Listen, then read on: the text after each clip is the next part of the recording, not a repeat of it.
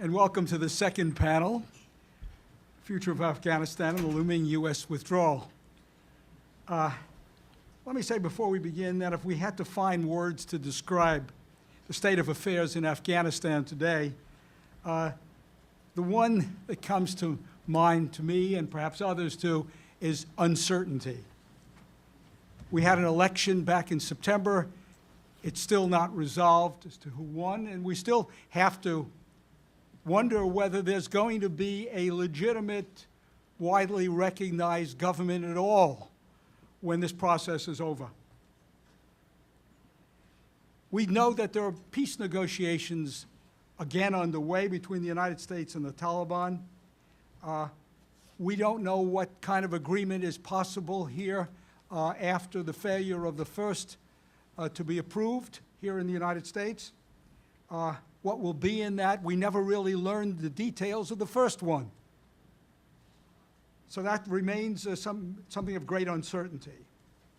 What the Taliban are prepared to accept, short of an Islamic emirate, which they've never renounced as their objective, are they prepared to compromise on what they have up until now, at least, to have considered as their basic principles? It's hard to find any area where they have compromised. We'll have to see on that one. What about Pakistan? Where does Pakistan come out in this? Are they going to be a facilitator, as they apparently were during this last year, or are they likely to be, as they have been for so long when they chose to, spoilers? And what about India? India is an important player in all of this. Just what India's aims are, just what kind of Afghanistan it would like to see, I think is something that we are uncertain about that. And finally, with the United States, particularly given the announcement, or I should say the exposure of the report of the Inspector General for Afghanistan, is the United States now feeling the pressure to leave so strongly that it would accept any kind of a political arrangement as long as American forces are gone? And there was in the New York Times today, you may have seen an article by General Votel, which, along with so many other people, are now really saying, oh, we've just got to leave. Well, what now can we expect? Because we also know that the president has said there has got to be a ceasefire. We yielded on that in the first agreement. Are we going to yield again? So all of those questions, and we've got a wonderful panel here to, I think, I doubt if give us all of the answers, but at least let us better understand what's at stake here. And we're going to start at the far end here with Abubakar Siddique, well known to many of us who work in this field for his work as a journalist over many years. I first met him about 20 years ago, I guess. Someone who has been for a number of years now with the Radio Free Europe, Radio Liberty, and is the editor of a fine product of theirs referred to as Gandhara. His book on the Pashtuns is, I think, perhaps the finest book available today on a study of them. So let's start with Abubakar. Many thanks, Marvin, for the kind introduction. Well, I'll begin with, I've been given this topic, the future of the Taliban. Predicting future in Afghanistan is not exact science, as 9/11 reminds us all the time. So I'll begin with where things stand now. Where are things at the moment? Ambassador, there was just a tweet today by the Taliban spokesman in Qatar. The Taliban and the US have resumed their, they're going to postpone for now and maybe meet a few days later. Probably it was something that was instigated by the attack on the Bagram, a medical facility near the or inside the Bagram base yesterday. Ambassador Khalilzad picked up from where he left, or where President Trump, when he pulled the plug on the negotiations or the agreement that was imminent in September. He picked it up from there in early October, and this was the first round, formal round of talks between the two sides. So there is an agreement between the Taliban and United States that's imminent. We understand from the media's reporting that the two sides have always been working on a text agreement. So the way the negotiations happened was that there is a text that's also in English, but also available in Pashto and Dari, perhaps, and they all the time play around with the text and the wording, and this is like a very long, winding process. The key part of this agreement appears to be that there will be some kind of Taliban counterterrorism guarantees in return for American troop withdrawal. And the Taliban are probably going to promise for, if not a ceasefire, some reduction in violence levels. I have not seen any definition of what that actually will mean. And then, of course, there are people already waiting. Norway is one possible venue for the beginning of these talks between the Taliban and what we can refer to as the Afghan society, because the Taliban have so far refused to talk to the Afghan government, even recognize it as a negotiating partner. They are insisting on talking to people as individual Afghans from diverse backgrounds.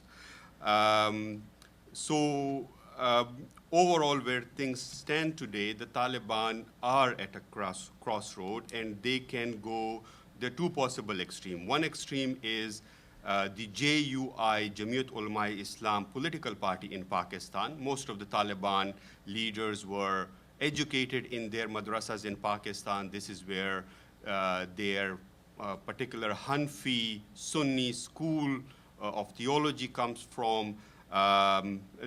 This is where a lot of them were exposed to kind of politics in Pakistan in the 80s and 90s, or political mobilization. So this is one extreme. Probably the ideal thing for Afghanistan will be for Taliban to turn into the JUI of Afghanistan. And then the other extreme is for the Taliban to become Al-Qaeda. Taliban have resisted joining the global jihad, at least on rhetorical level. There is a lot of arguments that can be made that they did facilitate part of the jihad by hosting Al-Qaeda. And as recent as a couple months back, the leader of Al-Qaeda in South Asia was killed in Helmand, probably protected by the Taliban. So based on what we know now, what are we likely to see? There are two scenarios. The best case scenario that I can think of is that the Taliban will talk to the Afghan side, Afghan government or Afghan society, whatever we call it, and they come up with an agreement that sorts out all the political questions, the human rights issue, how to preserve the gains from what all Afghans agree, or most Afghans agree, are gains in the last 20, 18 years, and that somehow establishes a mechanism to coexist with the modern world, and this agreement miraculously works.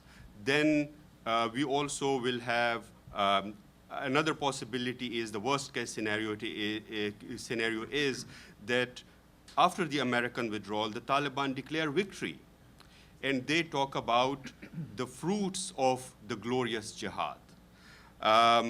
What actually is likely to happen on ground in Afghanistan is that we might see something that will begin with the first scenario where Afghans will talk, but it might, many ingredients are in place that it will result in the second or the worst scenario. And here is why. There are a lot of, I have spent in the past many years a lot of time paying a lot of attention to and probably reading every day what the Taliban say, and of course, monitoring and writing about, reporting about what they do. So if you pay attention to what the Taliban are saying, what they are doing, it's very clear that they are focused on jihad. I have yet to see a detailed paper or article or anything that details their vision of peace. I mean, they just, of course, talk about peace in Afghanistan. They have promised to protect women's rights as long as, or human rights as long as within the Islamic framework. But if you look at their Voice of Jihad website, their main official website, it's all about attacks. It's all about violence. The major story on that website this morning is about this attack in Bagram. So then if you look at the actors, the actual leaders, the people we know, people in public, we of course don't know a lot of the commanders and people who are maybe the real decision makers, but the people we know, do we see that they have somehow transformed into negotiators or peace icons or peacemakers? I mean, we have seen in the past century or so, particularly post-colonial period, a lot of people who did fight foreign occupations or foreign military presence and then transformed into leaders of their countries. And the critical part is that do we consider the Taliban representative of all Afghans? By any estimate, the Taliban do not represent a single ethnic group, a single religious group, one part of the geographical part of the Afghan society. At maximum, if there is a fair election in Afghanistan, or if there is a fair, comprehensive public opinion survey, they will be somewhere between 10 to 15% maximum of public opinion will support their view. So this, again, is a major question that we have not seen, that it doesn't give you a lot of confidence in believing the Taliban have somehow transformed into peacemakers. Just consider that Anas Haqqani, one of the prisoners that was released in exchange for these two Western professors recently, he is on the negotiating team. When was the last time Anas Haqqani worked for peace? Then on a regional level or a global level, do we have any successful model of jihadist reintegration into the society or jihadist transformation into peaceful, democratic, quasi-democratic Islamist movement? We have, of course, many Islamist movements like Jamiat Ulama-Islam political party in Pakistan, parties in Tunis, other places in Turkey, Islamist movements in Egypt that have gone democratic, that have participated in elections, and that have stayed peaceful in the face of terrible violence. And as Marvin pointed out, the key question about the Taliban is their focus on recreating the emirate. By emirate, they mean the regime they had created in 1990s. This regime was brutal. The regime was mainly focused on two things, the way it governed. It was focused on munkarat and hudud. Hudud are Islamic punishment, stoning for adultery, chopping of hands or limbs for theft, this kind of stuff. And munkarat are extreme moral policing, something that probably happens in Saudi Arabia a lot, and the Taliban kind of perfected it because they literally measures people's beards. So that's another major question about their future and the questions around their existence with other Afghans. We still do not have any empirical evidence of the Taliban unlearning. I mean, we have seen the Taliban are very good at propaganda, PR, this kind of stuff, but we have not seen like a major political strategy or political effort to win over many Afghans to their side. They still engage in killing a lot of Afghans, both Afghan security forces and Afghan civilians. and employ terrorist tactics such as suicide bombings on a regular basis. We don't have in the Taliban, like generally in a lot of insurgencies, you have the political faction, something like Sinn Féin in Ireland, and then the IRA or the militant. But the Taliban are completely focused on the military side. And this is the major question about the people in Doha. Even if they make a very good, sign on a very good piece of paper called a peace agreement, what guarantees do we have that it will actually be implemented? In Afghanistan context, what is very troubling is that the Taliban have always been on the wrong side of Afghan nationalism. This is why that you'll see that the Taliban are opposed to everyone, all the political systems, all the political parties. No Afghan nationalist will oppose a figure like King Amanullah Khan, who won Afghanistan independence for the British in 1919, but the Taliban, I have quoted extensively what they think about Amanullah Khan in my book, which is not good. And at the moment, they also lack a charismatic leader. The Taliban do not have a charismatic figure, one person who can order, who can say, look, this is what I say. Their current leader, Mullah Haibatullah, is an obscure figure who didn't even figure prominently. His predecessor, Mansour, was a worldly figure. Mullah Umar was perhaps also very obscure, but something close to a charismatic figure, had a kind of history with the, and was part of this mythology that the Taliban created around their genesis and their emergence in the 1990s. One major question that we have to ask will be, will the Taliban reconcile with the modern state? What kind of political system will they build or participate in? Will it be pluralistic? From what we know, what transpired in these so-called Afghan society meetings, informal meetings, of course, in Moscow, elsewhere, with the Taliban in the past couple of years, was that the Taliban, there was a lot of these folks, there was some talk of people also jostling for asking the Taliban what will be their role, will their interests be protected.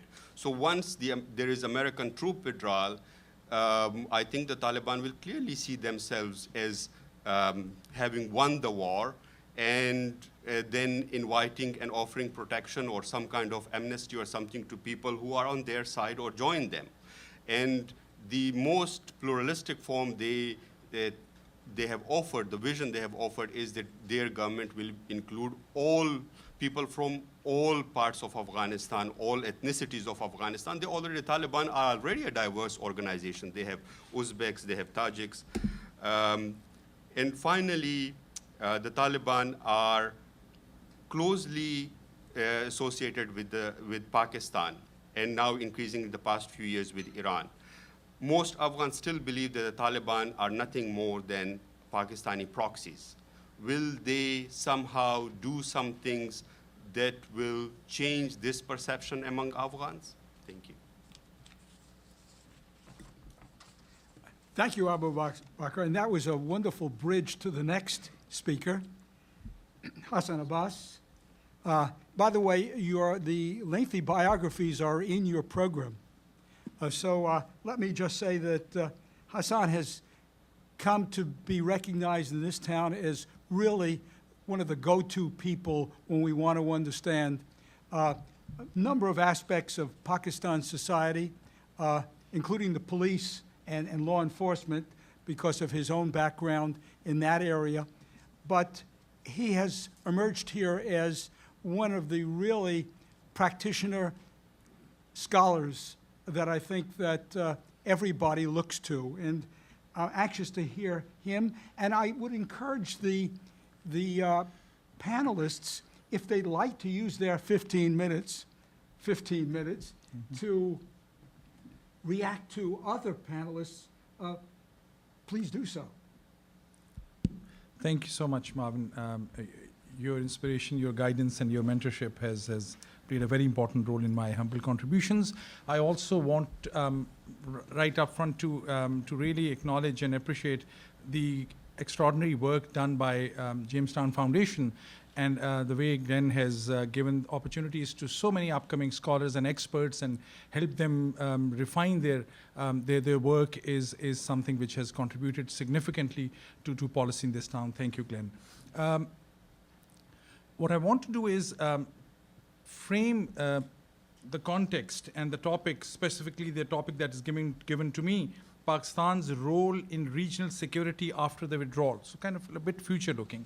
But I will first take you in the past, but very briefly, I promise. I often tell my students in my classes here at National Defense University that the difference between how the Western and the Eastern way of looking at some issues is those who are trained in the Eastern tradition take very long in history lesson. And the Western way is just to go right to the point straight away. I have found a middle way. So I must take you very briefly to a history lesson, but I'll come to the present and then the future. 1989, 30 years ago, exactly 30 years ago, General Hamid Gul, Pakistan's head of the Pakistani intelligence, inter-services intelligence. He was sitting with the Prime Minister Benazir Bhutto. I quoted, I've written about it and I heard it directly from late Benazir Bhutto, the former Prime Minister of Pakistan, who I had the great honor to serve. Benazir Bhutto asked General Hamid Gul, Hamid, what have your team done? Your operation in Jalalabad has been a fiasco.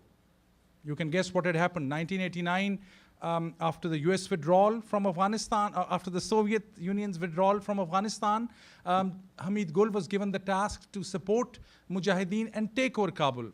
His first task was Jalalabad, and this was the conversation about. So Benazir said, Hamid Gul, your team has been a fiasco. You couldn't take even Jalalabad? And Hamid Gul said to her, yes, Madam Prime Minister, we lost Jalalabad, but I will compensate it in Kashmir. 30 years down the line, I'm thinking, what will the Pakistani head of the intelligence might be saying today? I'm guessing. He might be saying, oh, what Modi has done, we can't do anything about it. We have lost Kashmir, but maybe we'll take Kabul. Just my speculation and guesswork. But that's the historical context I wanted to start with. What I'll do is, of course, as Abubakar has helped me set the stage, there are, in terms of looking at Pakistan's future policy in Afghanistan, there are two big variables. And the variables are, as he has helped actually set the tone, whether the US presence or withdrawal, what that really means. Will we leave about 1,000 people, special forces? We'll leave a robust intelligence presence. I think even if we are withdrawing, that is going to be the case from the US side. The second variable, or not, what we have heard today from the top generals, what it really means. The second variable is about the new power structure in Afghanistan. Is it Kabul? There'll be a power-sharing formula between the Northern Alliance and the new political elite in Afghanistan and Taliban? Or what we had heard from various people, the theories, I think accurate theories, that Taliban were offered governorship of Kandahar, of Jalalabad, or Kandahar, Helmand, maybe Nangarhar, and they'll have few ministries in the center. What that power-sharing formula will be is something which is a very important variable. Or whether Kabul will be taken over by Taliban, God forbid, say Ameen. So these are the two important variables to keep in mind. Now what I want to do is just give you a very brief assessment of what I think, which I've already actually given my hint of where my thinking is from that anecdote in the beginning, but very briefly on what I think will happen, generally the overall scene, and then three factors which should help analysts, scholars, academicians to think about how to gauge what will be Pakistan's policy in Afghanistan, because those things can change. There's nothing definitive. In general, I'm assuming, in reference to my two variables, that there will be somewhat peaceful transfer. There'll be some kind of a it will not be an open civil war, and it will be some arrangement between Northern Alliance and Karzais of the world and Taliban, the moderate Taliban who are now negotiating. And I'm also assuming that US will have some role, not only in terms of a 500 or 1,000 strong security force to take care of any terrorist activity and some intelligence, presence, but also US financial support. A lot depends on that.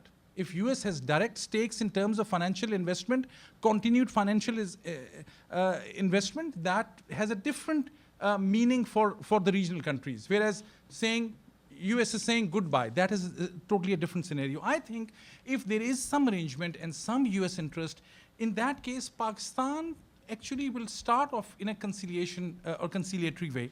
At least it will not be disruptive to begin with, because Pakistan has always thought that they were shortchanged after 9/11. But in this case, they would see this as an opportunity that they can regain some of the lost trust. I mean, very many Pakistanis know, and as Abubakar has hinted, Pakistan is highly disliked in Kabul and northern areas. There's no poll or surveys to tell us how Afghan South thinks about Pakistan, but by and large, Pakistan has lost that goodwill. Afghans are generally very, very critical. So Pakistan is aware of it. They will, because the situation will be what recently, in this I can quote directly of a former intelligence senior official in Pakistan who recently was here in a conference.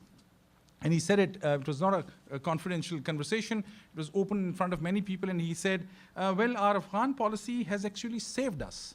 So Pakistan is convinced about it, that their Afghan policy has actually worked quite well.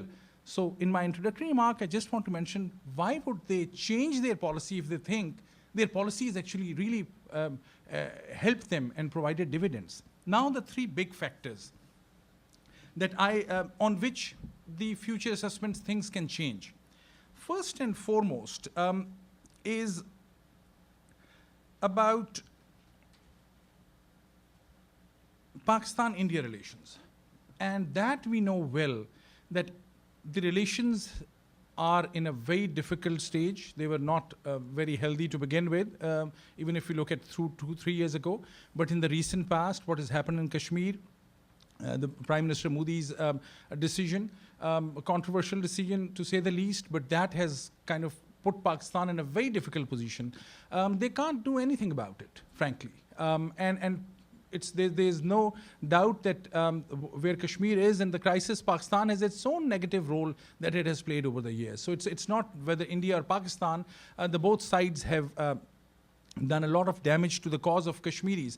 However, in this stage, Pakistan is not even getting a face-saving situation. Kashmir is lost. There's a lot of nationalism linked to it. Pakistan has invested 70 years in a certain rhetoric, and in some cases it had a solid case from its historical reading or its reading of international law, elements of which are very strong and solid. But the crux is in this first variable, whether in some cases Pakistan is also with this, despite having this tension or escalation with India, and we have seen the Pulwama and the aftermath, but at the same time, Pakistan is under tremendous pressure because of the FATF blacklist threat. And I think this week, Hafiz Saeed, the head of the Pakistani Lashkar-e-Taiba, there were different names associated with him, that he has been convicted, or there's a trial is going on. It has reached a point where he will get a sentence. So he will be behind bars for quite some time, it seems. Although even in prison, he will receive his choicest food items and whatever the privileges that he will get, that's a given. But at least he'll be behind the bars. Masood Azhar, the other terrorist, head of Jaish-e-Mohammed, he's good in reading tea leaves. He's also kind of silent and quiet because Pakistan is in a very tough situation with FATF. So that's the first factor. Whatever Pakistani's policy or thinking or strategy or strategic thinking is, Pakistan's economic situation is a very important very important factor. Pakistan was rescued only because UAE and Saudi Arabia decided to give it roughly $6 billion each. China's, of course, Belt and Road project promised $62 billion, although only half of that has gone through. There are some challenges, but that's my first variable. a lot depends about Pakistan's policy towards Afghanistan, depending on how its relationship with India will go and its economic situation. Secondly, I think to give credit to Pakistan, in a sense that they strategize and they have people who are good thinking minds from their national security perspective.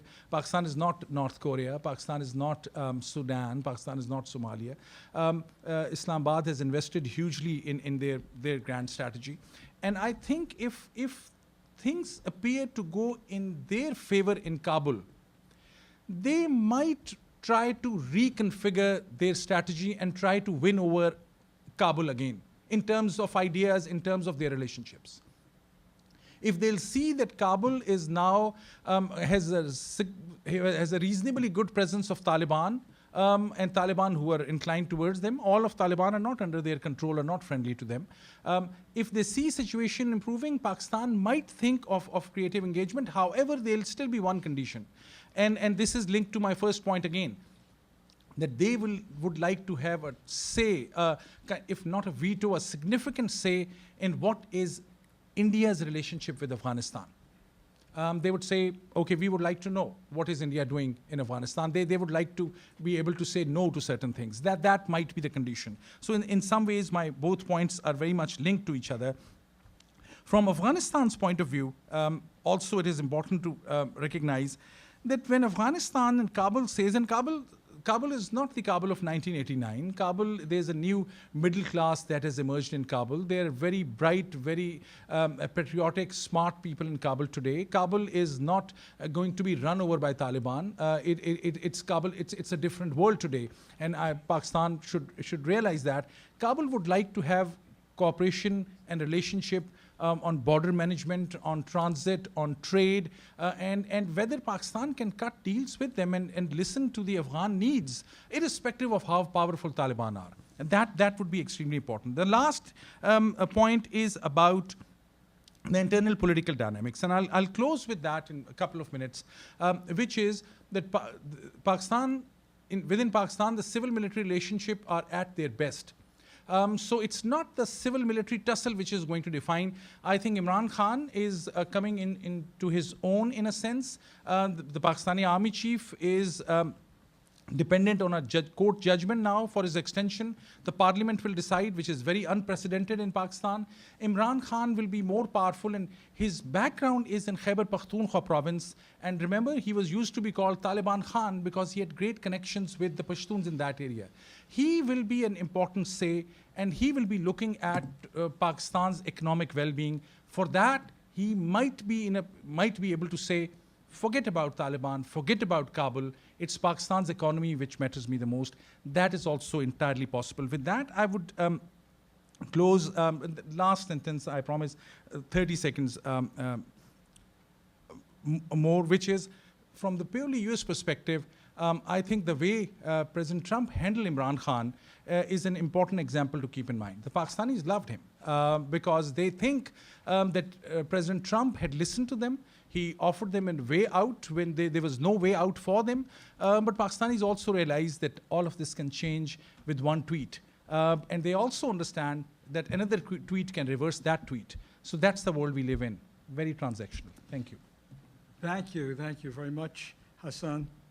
I neglected to mention that he is Distinguished Professor at the International Relations at the Near East and South Asia Center in Strategic Studies, the National Defense University, and is the author of some really fine books on terrorism. So I really recommend everyone keep that name in mind for some really fine work that's been done.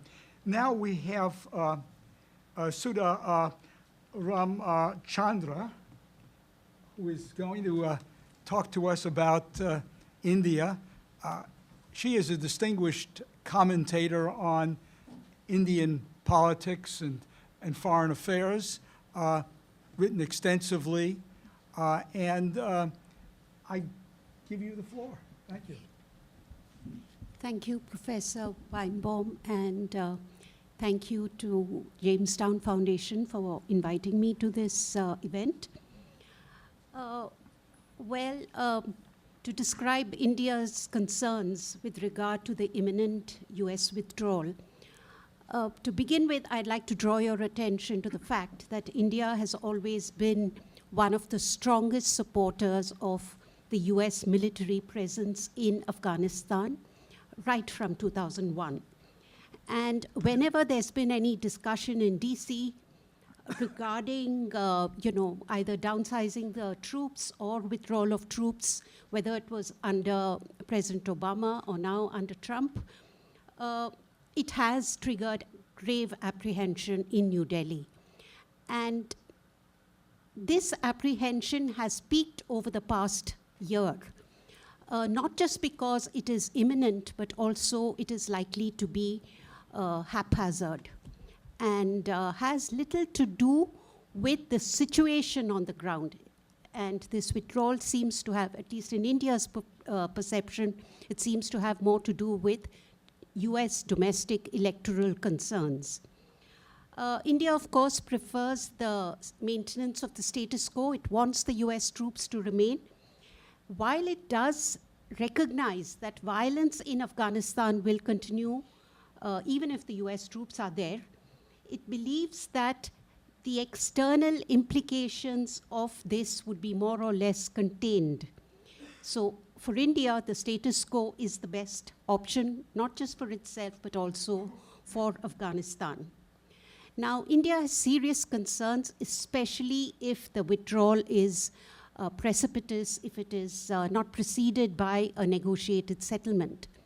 Now, India believes that if it's a negotiated settlement, it's still, it's possible to put in place some conditions to make the Taliban accept certain conditions, and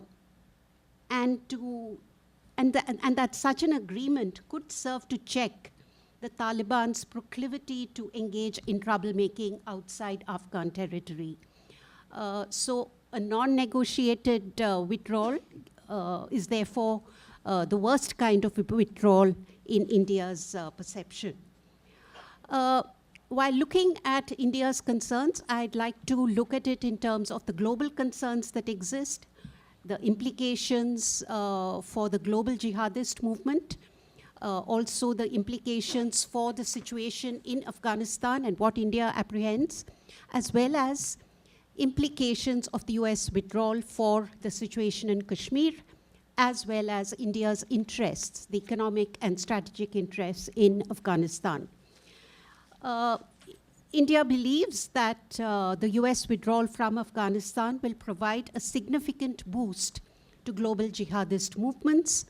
Taliban and Al-Qaeda propaganda is sure to claim this as a victory for them, and the success they have been able to achieve by vanquishing the Americans and forcing them out of Afghanistan. Thus, it would prove an inspiration and morale boost to jihadist movements elsewhere in the world, and also other insurgencies, other groups that have taken up arms against the state. The implications of this morale boost, India fears, will be felt beyond Afghanistan's borders and for some time to come. So what does India expect to unfold in Afghanistan once the US troops begin the exit? India believes that it will encourage Taliban to step up its efforts to gain more territory. That would be the minimum goal of the Taliban.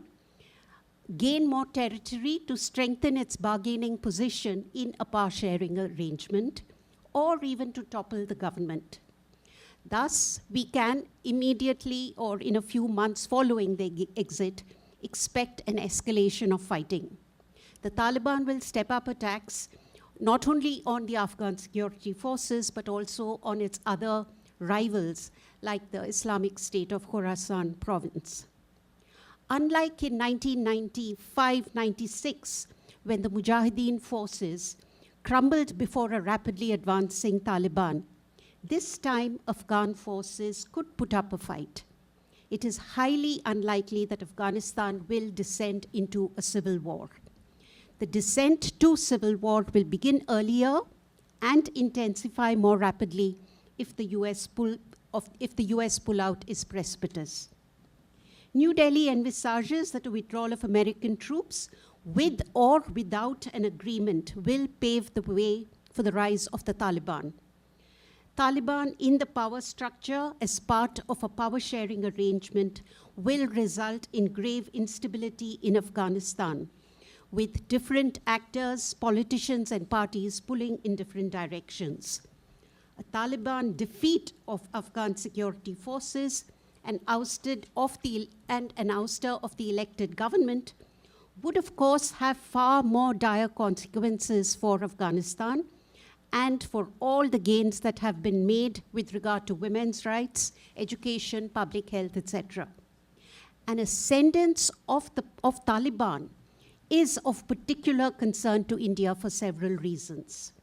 One is that the India-Taliban relationship has never been warm. Relations with the Taliban are non-existent or at best at a very nascent stage. India's wariness of the Taliban lies in its proximity to Pakistan. New Delhi believes that the Taliban's dependence on Pakistan for sanctuary and other support has made it a willing tool of Pakistan's anti-India policy and strategy. Following the American pullout, India expects Pakistan to continue, perhaps even step up support to the Taliban in its drive to expand territorial control and power with a view to reducing India's current strong presence in Afghanistan. India is therefore concerned that a pullout, the ascendance of the Taliban, and the rise of Pakistan's clout in Afghanistan will decrease its own presence and influence in Afghanistan. India apprehends a serious threat to the security of its nationals working and living in Afghanistan from groups, not just the Taliban, but also from the Haqqani network and other Pakistani proteges in that country. Indian engineers and other personnel working on various infrastructure projects were kidnapped over the years, were abducted. Its embassy personnel have come under attack. The embassies and consulates have come under attack in Afghanistan. Such vulnerability is expected to increase. That is, vulnerability of Indian projects and investments, as well as its nationals, is expected to increase in the coming, following US troop withdrawal. India is also worried about the impact of the American withdrawal on the situation in Kashmir. The impact on Kashmiri militant morale will rise. There is a growing perception among Kashmiri separatists in Srinagar and elsewhere in the valley that if a superpower like the US could be driven out of Afghanistan by the Taliban, it shouldn't be too difficult for them to drive out India. The expected rise of the Taliban to power post-pullout will boost Pakistan's morale too, as its policy of using terrorism and supporting terrorist groups to further its own foreign policy, foreign and strategic interests will have found success in Afghanistan. This could strengthen Islamabad's resolve to persist with this policy vis-à-vis India. India is concerned that Pakistan will accelerate support to terrorism in Kashmir. It may be recalled that in 1989-90, following the Soviet withdrawal from Afghanistan, Pakistan began diverting funds, weapons, and resources that it had used hitherto in Afghanistan to Kashmir. Afghan fighters and other militants who were now unemployed after the Pakistani withdrawal were infiltrated in large numbers into the Kashmir Valley at the behest of Pakistani intelligence agents. Among those the ISI infiltrated into Kashmir were fighters of the Harkatul Mujahideen, a group that had participated in the anti-Soviet insurgency in Afghanistan and which would subsequently, morph, assume new avatars to trouble Indian Indian lives and interests in Kashmir.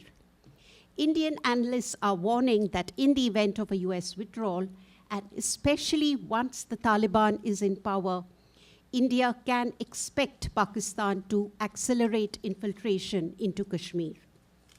India has invested heavily in Afghanistan since 2002. It has played a major role in Afghanistan's reconstruction, its infrastructure building, and socio-economic development. It is the 5th largest aid donor in Afghanistan and the largest from South Asia. Now, in addition to the building of roads, the construction of a dam project, hydropower dam project, power transmission lines, and so on, India has also trained civilian personnel and policemen in Afghanistan. I think most remarkable and quite different from the Western involvement in Afghanistan is that, one of course, is that it doesn't have military boots in Afghanistan. I think this has worked to India's advantage in Afghanistan because the kind of anger that, that the other countries, the Western countries, has evoked from ordinary Afghans is absent with regard to India. But also, I would say one of the greatest successes in Afghanistan has been India's managed to win public goodwill through its livelihood projects. It's, through working at the ground level. It's a very down-up peace-building approach. And also its use of soft power in Afghanistan, I think, has been extremely rewarding. India fears that all this is in jeopardy. And this will impact not just Indian interests in Afghanistan, but also, the Western, the international presence in Afghanistan, because India has played a significant role in, building livelihoods and training of Afghans. So far, I would say that if India has been able to make some impact in Afghanistan, it is because US and ISAF deployment in Afghanistan over the past 18 years provided India with a security umbrella.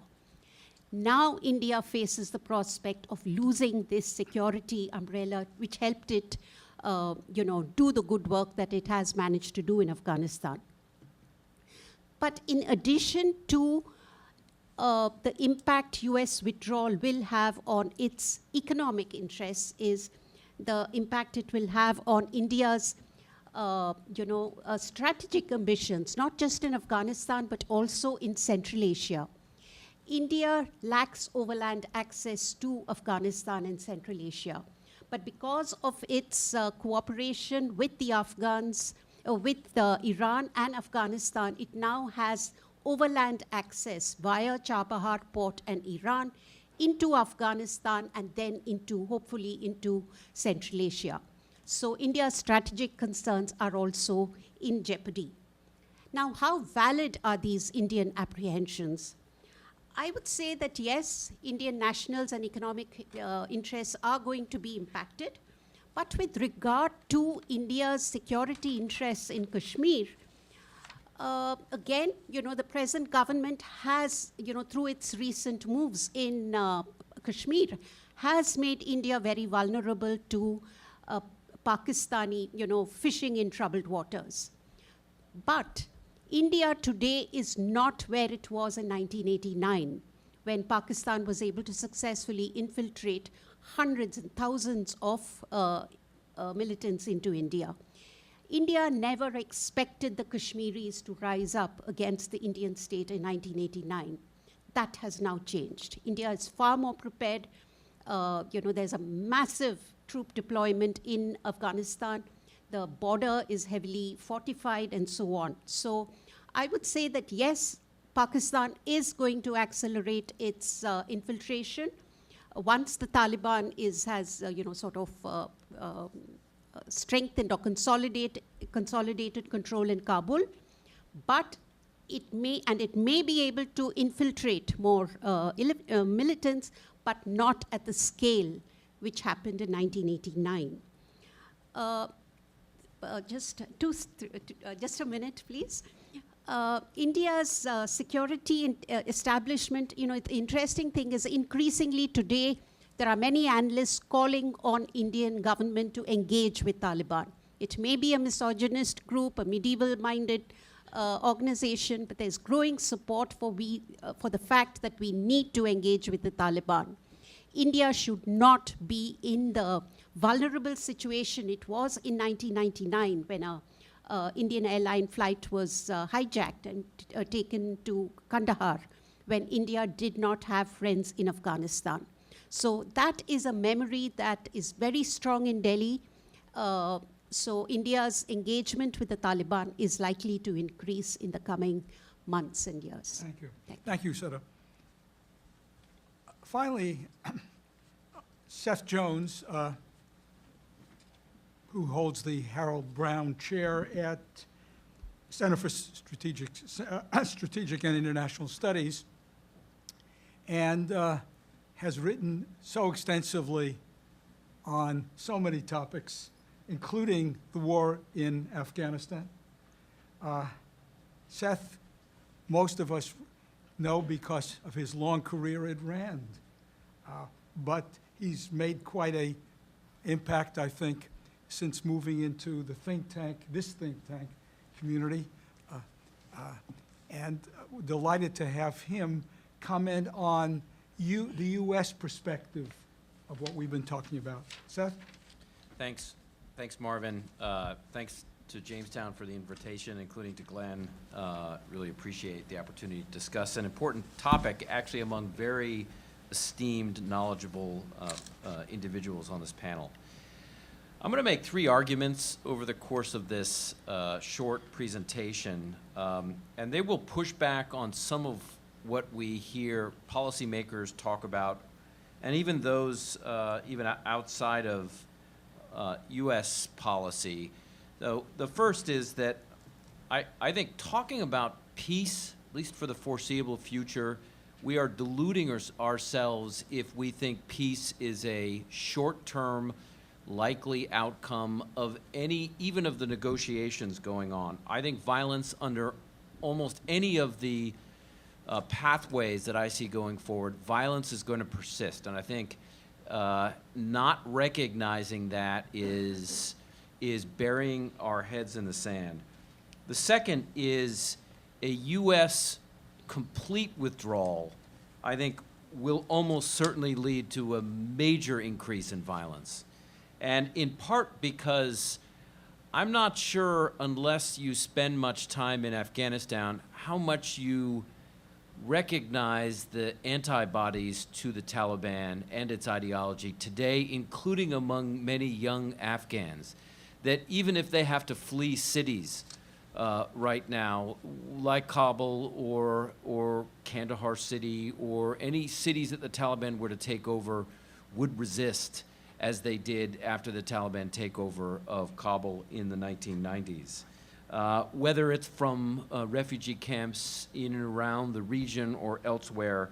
And so I think even a Taliban victory is one of a potentially short-term duration that will lead to a much broader, longer-term struggle. So again, I think a Taliban military victory on the ground will likely increase the longer-term violence, and a U.S. military withdrawal, particularly a complete one, will likely increase the violence as well. Third is, I wish this were not the case. This is not a normative comment, what should be, but I think at this point, particularly in looking at where the Taliban stands right now and how it's been negotiating, I see the likelihood of a peace deal that looks anything like what we've seen in El Salvador or Northern Ireland, or even more recently in Colombia or Mozambique or Namibia near the end of the Cold War, is highly unlikely for reasons that I will paint in a moment. So again, what this suggests to me is a perpetuation of struggle that I worked closely with General Votel. You mentioned his article. I would just be careful that we are very clear about what the plan B is in case negotiations fail, which my judgment is they will, at least they will, in trying to get to where we see legitimate peace deals in the last 20 or 30 years. And so I think what that means for the U.S. is it better to keep a small presence, and we can debate what small is, or to pull out and face the repercussions of what is likely to happen along those lines? And so I'll try to dig into a range of these issues in the about 10 minutes that I have left. The first is the U.S. position, and this is a bureaucratic struggle. I mean, we know what the President of the United States has said and his inclination, and that is to withdraw all or most U.S. forces. I think he's been relatively clear about that. I think it's also worth noting that all of the major Democratic candidates for the election in 2020, I think their inclination is also to withdraw, I don't know about all, but many U.S. forces. So that position is not necessarily drastically different from what we're seeing from presidential candidates. It's understandable. If we look at the current U.S. president, much of his constituency does want to see an end to what has been called the forever wars. I think when you look at those that surround the president right now, he's lost much of his stay in Afghanistan crowd, at least at the cabinet level. Just to give a few examples, Secretary of Defense Mattis, extensive experience with Afghanistan, including his role as the commander of U.S. Central Command, obviously gone. The most recent chairman of the Joint Chiefs of Staff, Joe Dunford, now gone, extensive experience on the ground in Afghanistan, very reticent to a precipitous withdrawal. H.R. McMaster, his second national security advisor, also served in Afghanistan, gone. His first national security advisor, Mike Flynn, not a very long tenure as national security advisor, but also concerned about a precipitous withdrawal. The vast majority, well, all of those people are gone. So, you know, those surrounding the new chairman of the Joint Chiefs, Milley, not the same kind of on-the-ground experience and have different, in some ways, different perspectives. So I think that's important to understand. But at the same time, I think there's likely to be some bureaucratic pushback, even more so than we've seen in Syria, which suggests a huge political struggle in the U.S. over this discussion about withdrawal.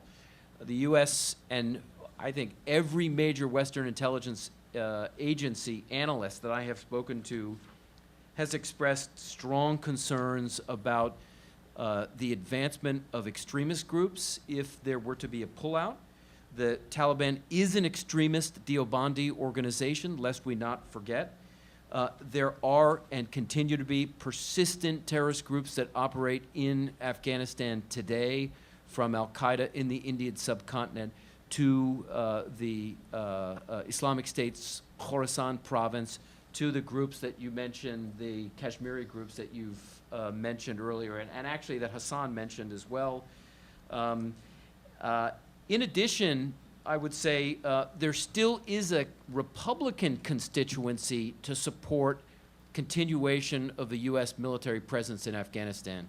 You watch the statements of Lindsey Graham, who I served with in Afghanistan in the same building and have spent many years exchanging views about on Afghanistan, still supports a U.S. president. Look at where the impeachment hearings are going and the importance of Senate judiciary. Lindsey Graham will be owed a favor for his support of the president. When the impeachment hearings go to the Senate, he is very, very strongly against a withdrawal of Afghanistan. The Senate Majority Leader, Mitch McConnell, has already come out very publicly that he does not support a U.S. precipitous withdrawal. Mike Waltz, congressman from Florida, who I served with in Afghanistan, among other House Republicans, does not support a U.S. withdrawal.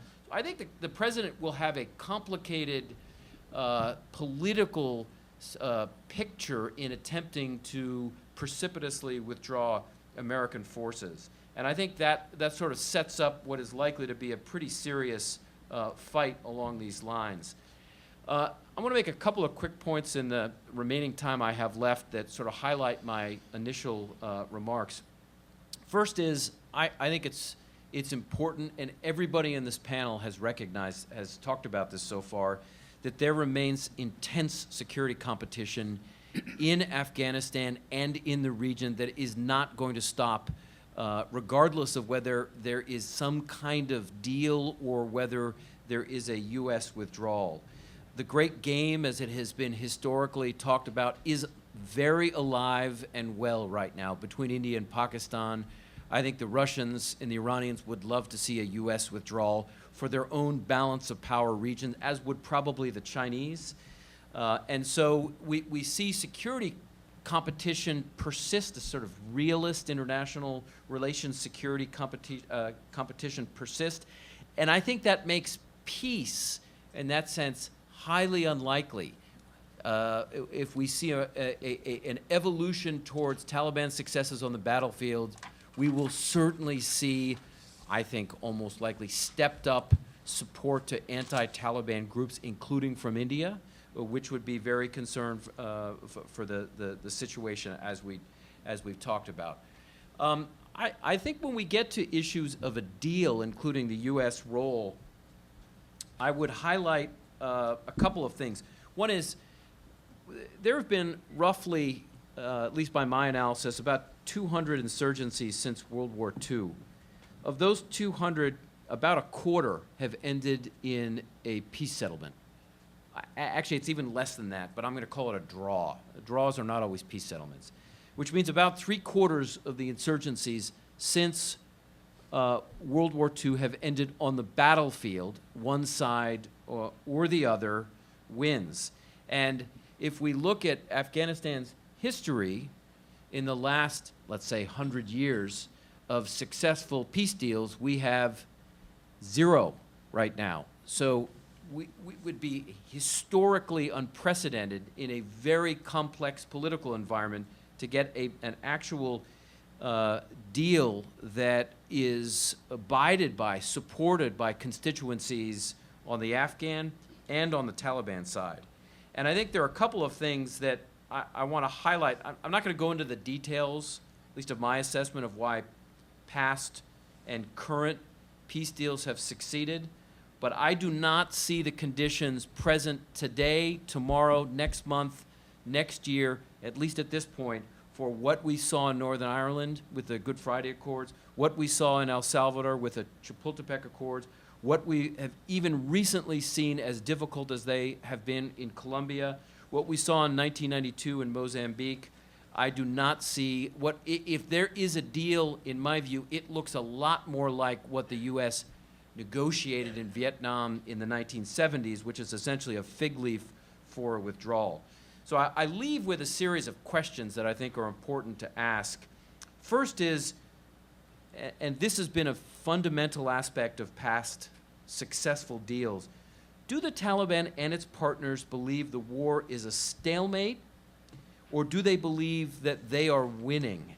Because a stalemate has been an important precondition. We see it with the Provisional IRA, which assessed that it had been so heavily penetrated by British intelligence that its likelihood of achieving its objective of unifying in Northern Ireland was highly unlikely. I think there are a number of concerns. First, I have seen no Taliban interest in what we've seen in any successful deal with demobilizing, with disarming, putting its weapons in caches, and then reintegrating. It was an important component of every major peace deal. I see no interest among, as I go through Akhundzada, Siraj Haqqani, Mohammed Yaqub, Ahmadullah Nanai, Nur Mohammad Saqib, any of the senior Taliban leaders today, no major interest along those lines, which tells me they are fully prepared and expect to keep fighting. If you're not going to give up your weapons, that to me tells me one thing, that you are preparing to fight in the long run. In addition, I worry as well that the U.S. essentially gave away the farm right at the beginning of the negotiations by saying that the U.S. was interested in withdrawing its forces. if you're going to say that at the beginning of peace negotiations, you're conceding a lot right at the beginning. And my assessment is that's the way the Taliban has essentially assessed the situation, that the prospects for negotiation are only going to get better over time. And that the U.S. is desperately interested in finding some way to get its forces out of the country. That gives a lot of leverage to the Taliban in the negotiations, a lot of interest in keeping talks alive without having to concede much. Or if we look at what happened in Vietnam, where we saw the Viet Cong was willing to say almost anything, but we know in declassified documents right now that privately it was willing, as soon as American forces left Vietnam, to essentially turn back on almost everything it promised to do in those negotiations with Henry Kissinger. Will outside powers continue to provide financial, military, and other aid to allies fighting in Afghanistan? Again, my assessment is yes. I assess it highly unlikely to continue to see Pakistan ISI support to the Taliban. We still see RGC could force support to the Taliban in limited numbers, Russian intelligence support, as well as likely to see Indian support to not just the Afghan government, but to sub-state actors. I think in that sense, outside powers are not doing what they've done in previous peace deals per se, but are willing to provide assistance to groups, state or non-state, that help achieve its interests. Are the Taliban and other groups willing to disarm, demobilize, and reintegrate? I've already asked that question. I think the evidence there suggests the answer is no. And then let me just briefly conclude by highlighting that do not underestimate how difficult any deal will be to sell to constituencies. In the Afghan context, first of all, Taliban has not even agreed to sit down with the Afghan government yet, the government under Ashraf Ghani, and assuming it wins the presidential elections, we see no willingness to sit down with the government. Just think for a moment, the Afghan president, even if that comes to pass, will have to sell some kind of agreement to his Uzbek, Tajik, Hazara constituencies and the anti-Taliban Pashtun constituencies, Barakzais, Papalzais. The trust levels with the Taliban are quite low. That will be a very, very difficult discussion. The same thing on the Taliban side. Haqqanis, Al-Qaeda in the Indian subcontinent. The Islamic State will almost certainly be a spoiler in any negotiation. And then obviously there is going to be a lot of pushback from non-governmental organizations that are going to be concerned about human rights, women's rights, with a broader Taliban issue. So let me just conclude by saying war and violence are almost certainly going to increase whatever direction we go in. So I'd be very careful about throwing terms like peace around for the foreseeable future. I think if there is a deal that is going to happen soon, it looks more like Vietnam than it does like the other cases that I mentioned, primarily at the moment because I don't see the Taliban interested in that kind of a deal. I think if the U.S. withdraws, the balance of power, looking at which sides are supporting the various competing sides, shifts dramatically in the Taliban's favor, because the Afghan government will lose most of its military support outside. The Taliban will not, including its sanctuary. And I think this leaves a range of least worst options if you view it in this context, which is if you pull out all forces, are you really going to put yourself in a better position? So I hand this back to Marvin. Thank you, Seth. We have about 3 minutes in which panelists can respond to something else that has been said. Do we? Certainly, Seth has put forward some rather, I think, bold propositions here, and That was a point. yeah, no, and I think well put. I thought.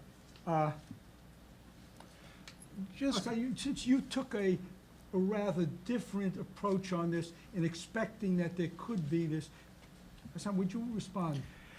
Yes, thank you.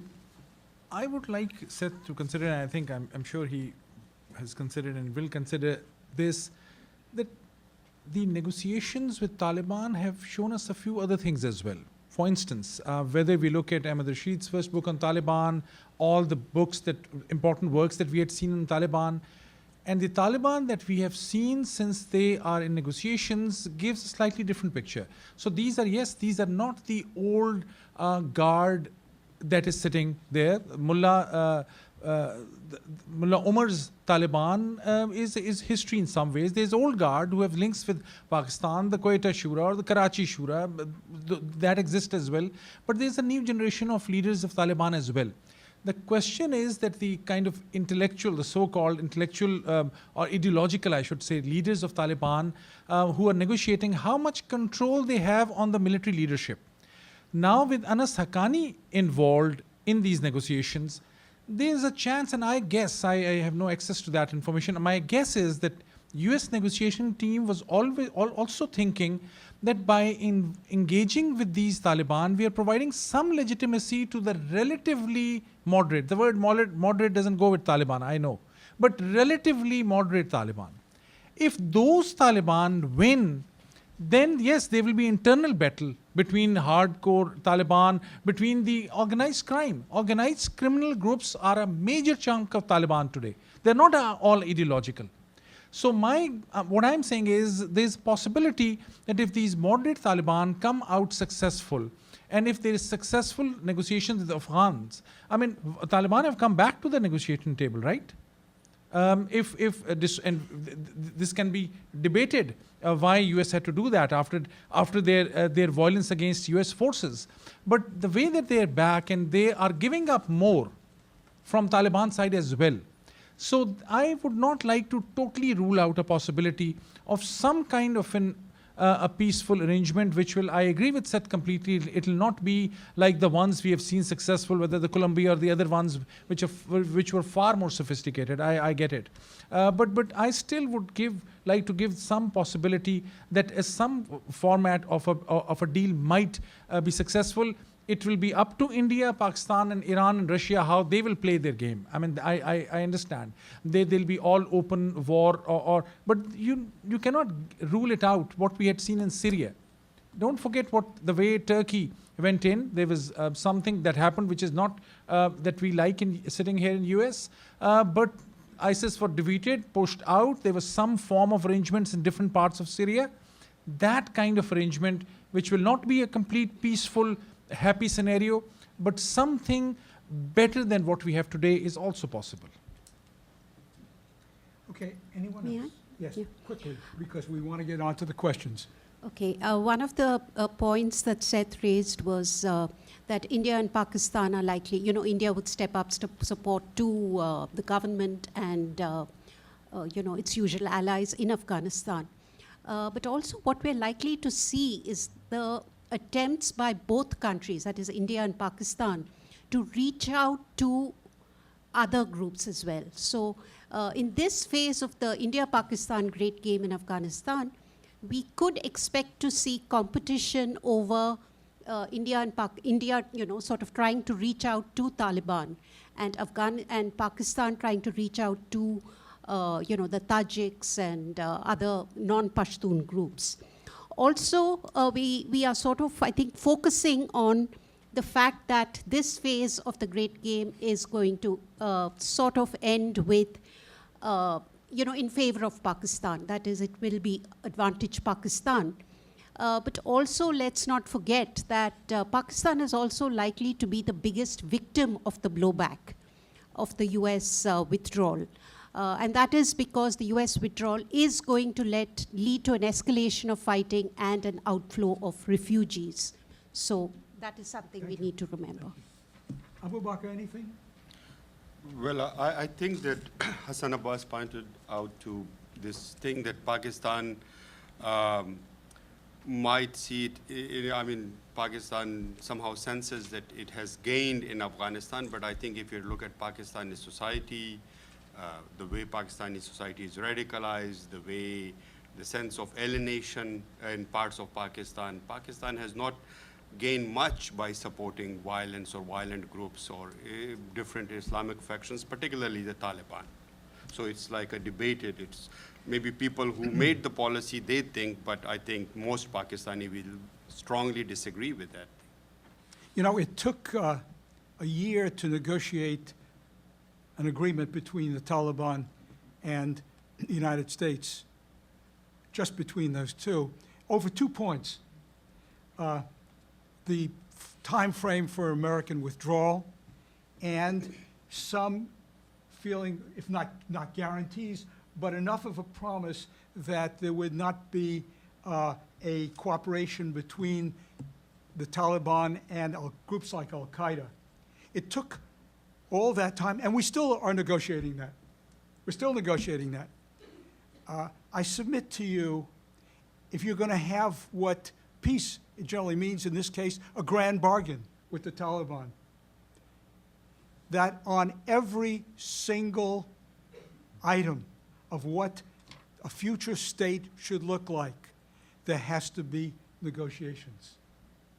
And so you get a sense here of why when people talk about negotiations of this kind of complexity, where you have both sides starting out with a very different vision of what their ideal for Afghanistan is like, that we not accept the fact that whatever negotiations begin, assuming there is one between the United States and the Taliban, that we're talking about negotiations that would go on for months and indeed even years, during which, unless there were a ceasefire through this entire period of time, facts on the ground might in the end determine the outcome. So let me see if we have some, that was an editorial statement, sorry about that.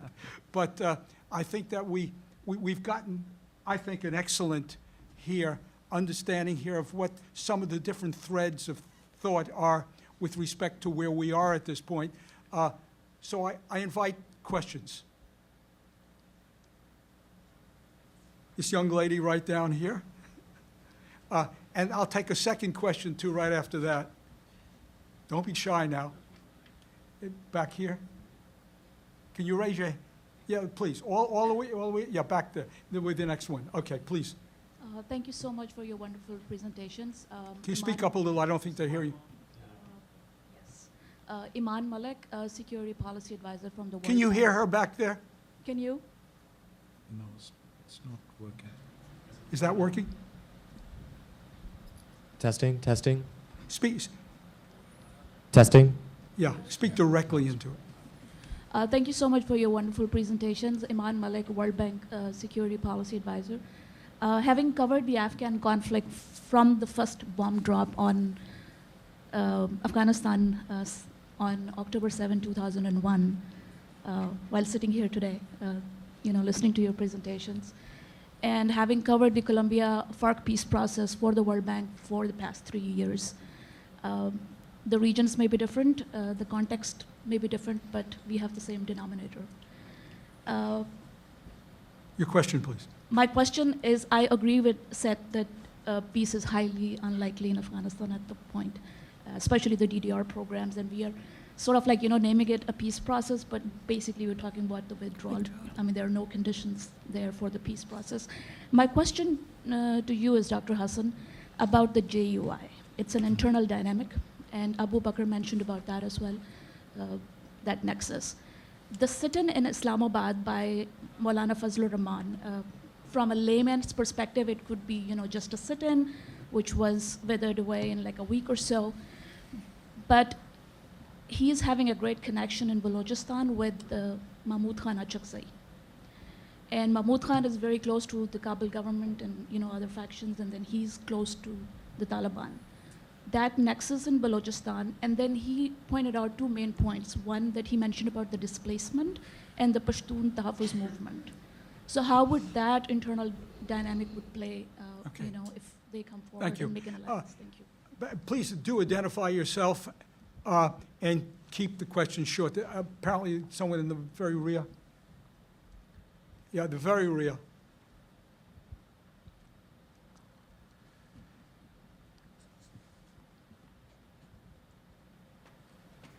Okay. Hi, Zach Caldwell. Pardon me. Zach Caldwell with Karen Data. My question's for Hassan Abbas. You referenced the Financial Action Task Force and the effect that their gray listing has had on the Pakistani government and on Jaish Muhammad's leadership.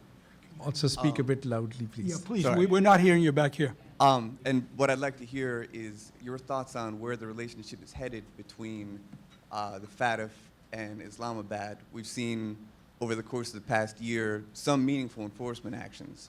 Hafiz Saeed has been indicted. There have been raids on charitable trusts, but it's been not enough to be removed from the gray list and also not really enough to disrupt the ability of these groups to operate. So do you think we're heading towards sort of a continuation of this status quo, or will there be a tipping point in the future? Thank you. Panelists? Thank you. On both the questions, first, I also want to mention my response to Seth was more, I was trying to explain what is the academic counter-argument, not necessarily that I believe that Taliban will bring peace, but that was that one can challenge that position and for the benefit of the audience. On JUI, the first question is, this is Jamaat-e-Ulama Islam. They had a major turnout, and this is the group which supports through madrasas most of the Taliban. Ideologically, they are very close. How come they were on the streets? People thought it is a Pakistani intelligence also which were bringing it. My own personal view is that first and foremost, that it was troublesome, and it also tells us that if, as I had said, God forbid, if Taliban win or Taliban get their chance in Kabul again, Pakistan, and I agree with what was said by Sudha as well, Pakistan will face a terrible blowback because that will empower Pakistani right-winger political parties. JUI's strength on the street was, in my personal view, an outcome of its leader, Maulana Fazlur Rahman, getting saved from being nabbed. Nabbed is the National Accountability Bureau in Pakistan, which is going after corrupt politicians. Every other opposition leader in Pakistan is in jail or facing some trouble. Next was it was his turn. That was his way to show power. I understand, and Iman is a very smart analyst, and I know you can see some of those links. My view is it was just him personally trying to revive his political party, because with the Pashtun movement, which is a secular movement, which is against the Pakistani military actions, which is a nationalist movement, which is has its own popularity, that has created big challenge for the right-winger political parties in Pakistan. So the right-wing parties are trying to stay relevant, and that was what it was about. The second question about FATF and where it is going, Pakistan has recently changed some of the important leaders in law enforcement. For instance, the new leader of the National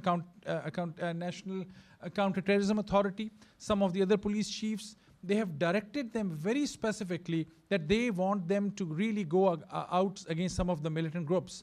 However, the reality is Pakistan's linkage with Masood Azhar's and Hafiz Saeed's are too deep-rooted. I will believe it when I'll see Masood Azhar getting really pushback from the state.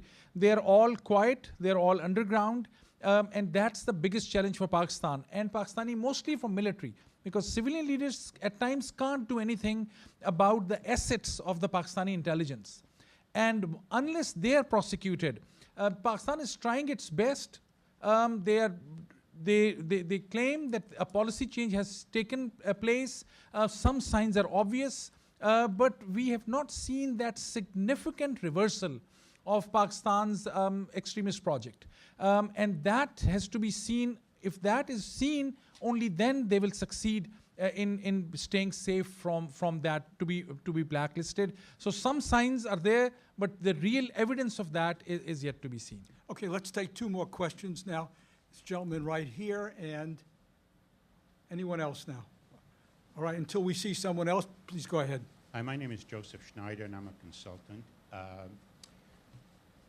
My question is that there was a recent article in the New York Times from Seagar about the experience of our military and the fact that what I would characterize as potentially a lot of self-deception going on, that we're making progress. and we are here 18 years later, still making progress. My question is, and for Dr. Jones, but others can comment, what is our objective in Afghanistan? What are we trying to accomplish?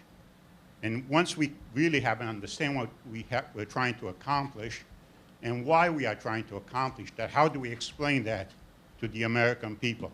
I ran for Congress last year. Those are the kind of questions people ask you. So you have to have an answer. What you're trying to achieve, why is that important? Why is it important to put at least $1 trillion into the effort? And how do we measure success so we can adjust our activities as we go along, as opposed to just repeat the same Okay. activity year after year? Thank you. Seth, I think this is probably your... Yes. This is a very important question. I think what you're referring to, it sounds like, is the Afghanistan papers that were published by the Washington Post. They came in part from interviews by SIGAR with individuals, including me, frankly. Including me, too. Including you. My name's been blacked out on some of them, so I would say there, I would be very careful about selection bias with the result of, one of my good friends, Jim Dobbins, is quoted very negatively. His views of the war in Afghanistan, I've known Jim for 20 years. Yeah. His views are much more nuanced than what you're getting from what was published. And, I served in the U.S. Department of Defense, including in Afghanistan, U.S. Special Operations during this time period. All of these issues were aired, I think, both privately and publicly. So this is not the Pentagon Papers. I actually don't think it's particularly new. And so that's my reaction to the Post's articles is, it's sort of old news. The second issue, which I think is the most important point that you've made, is what are the objectives? And I think the primary objective of the U.S. Should be, and this is how you explain it to your population, is you're protecting the homeland and U.S. interests overseas, and I think you have to tie that to terrorist organizations and militant groups that threaten the U.S. both overseas and at home. And those groups continue to operate both in Afghanistan and the region. And a second part of that, I would argue, is I think it's in the U.S. interest, as part of the first objective, is to make sure that the Afghan government does not get overthrown by the Taliban. I think those are actually relatively limited objectives. They don't require a lot of forces on the ground. They don't require the amounts of money that the U.S. spent in the mid-2000s, which, when I was there, were wasteful. They don't require 100,000 plus forces.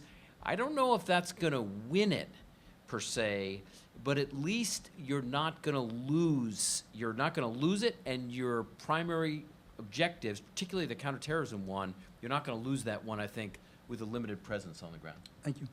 I would add to that, you can also look at it in these terms, that what we've been doing there is buying time. Buying time ultimately for a Kabul government on the security side as well as the non-military side to pick up and be able to perform on its own. Everybody's been very disappointed with that. Whether we did this in the best fashion is another matter. But our objectives ultimately came down to waiting around for them to be able to step up as we stepped out. It just hasn't happened. We have time for another 2 questions. If not, do we have any last statements? Seth, you want to make, and perhaps others will too. I wanted to make actually two quick comments in response to something Hassan had said earlier. I certainly think it's a wise decision to support negotiations, political negotiations.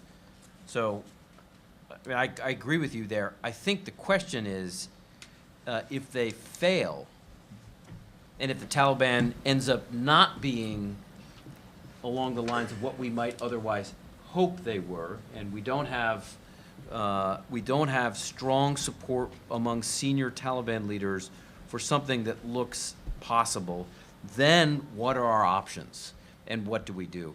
And I would judge that the likelihood of an actual settlement is low, which means we have to think very hard in case negotiations along the lines that I've described fail. And you brought up Syria, and I think this actually supports my broader point. You look at what has happened in Syria since the war started. Political negotiations failed. Where are we in 2019? The Russians, the Iranians, the Syrian government have won on the battlefield. This is where the direction of the Syrian war went. And I think if you look at who controls the major urban terrain right now, it's the Syrian regime with Russian and Iranian backing. It was not a political deal that got us to where we are in 2019.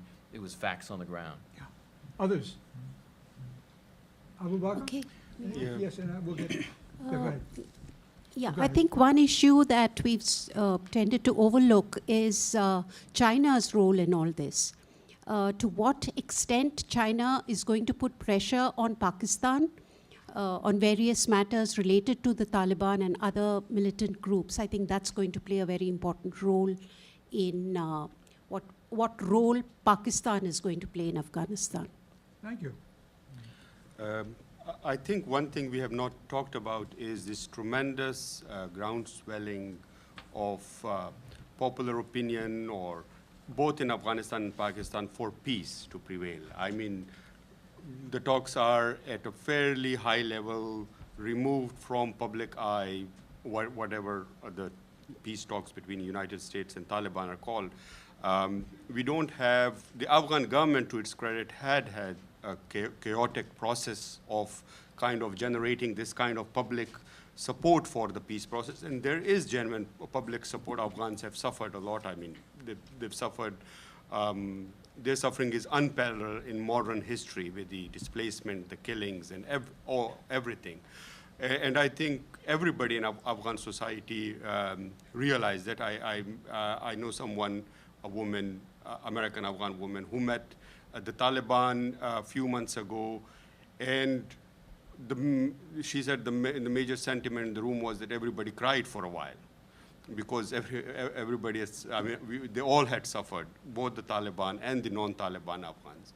So, but the thing is that what we are seeing now, where most of the money is going, where most of the effort is going, is actually not into what we can call peace. It is protection of interests of major and minor players, and that's where things have gone wrong. I mean, you pointed out this JUI and the JUI and Pashtunkhwa Milli Awami Party alliance, political alliance in Pakistan. There is also a clear realization among the Pashtun Islamists and Pashtun nationalists, both in Afghanistan and Pakistan, that we need peaceful coexistence. But I have not seen anything from the Taliban side which says that they're open to negotiate the emirate or give up their idea of recreating their emirate. Hassan, you get the last word. One quick thought is about the role of Russia and China, which was hinted at. I think, and I agree with what Seth had said, that Russia and China, if they are not becoming partners in peace or in this whole negotiation, and they're just on the sidelines and allowing US to spend trillions of dollars and be the brunt of every challenge, let Russia and China also then take some responsibility. Also, one of the last point is about what's happening in India and its relevance to South Asia. India was a great model of secular politics and democracy in South Asia, which Afghans, Pakistanis should have been looking up to. But the Indian secular model is crumbling because what Prime Minister Modi is doing. And that is also an issue of concern. Thank you. I hope you'll agree with me that this has been high expectations for this panel, and they have more than lived up to that. And so I want you to join with me in thanking them.